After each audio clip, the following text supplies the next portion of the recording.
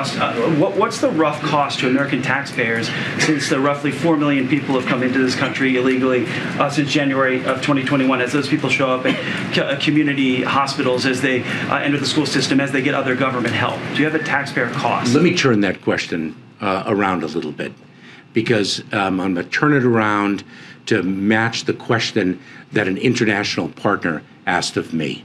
And the question that the international partner asked of me is, what is the economic cost of your broken immigration system?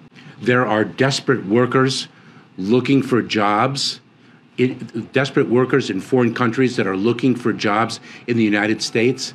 What is the cost of a broken immigration system? That is the question that I am asked, and that is the question that I pose to Congress, because it is extraordinary. But do you have a cost that the taxpayers are paying now? I believe I have addressed your question. Talking about, you're trying to send a message. The critics of the administration would argue this is a message that you could and probably should have sent earlier on in the administration. Can you walk us through the deliberation? How did you arrive at the idea that there should be a presumption of ineligibility, and why was that policy not announced earlier?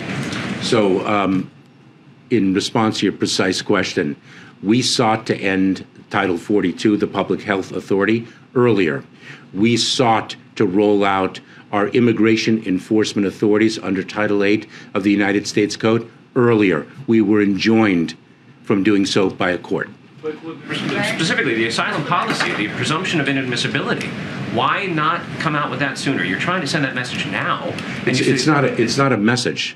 We don't promulgate a regulation. The screen behind you has deterrence, new regulation directing migrants. That's not a message. That's an impact on human behavior. Okay, we got to.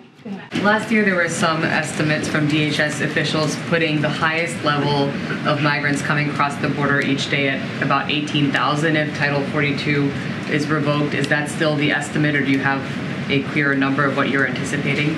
So let me clarify the number that to which you refer. Those weren't predictions. It is our responsibility in the Department of Homeland Security and across the administration to plan for different scenarios. That's what we do. And so what we developed was, in fact, different scenarios to which we plan. And so we have done so, and we continue to do so. To the overcrowding and some of these difficult conditions, how long are we talking that this chaoticness will be? Are we talking weeks, months, years before things take traction and you get more of a handle on it? This is a challenge, and we're going to meet this challenge. We're going to meet it within a broken immigration system while adhering to our values. So you're talking about Congress needing to act on this. Any reaction to the immigration package that House Republicans are looking to vote on today? President Biden presented Congress with a legislative package on day one of this administration, now about 28 months ago. And we are hopeful that sensible and needed legislative reform will be passed by Congress, and we do not concur with the bill that was presented today.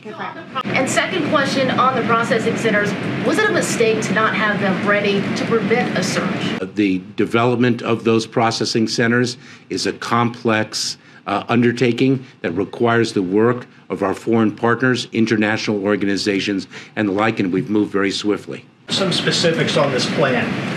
Let's say Border Patrol catches 10,000 migrants tomorrow.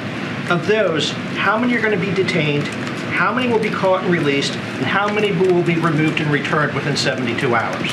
So let me share with you that we have already encountered 10,000 individuals in a single day. So we already have proven that we can manage through that. We have surged resources, not just the Department of Homeland Security, but the Department of Justice, in bringing immigration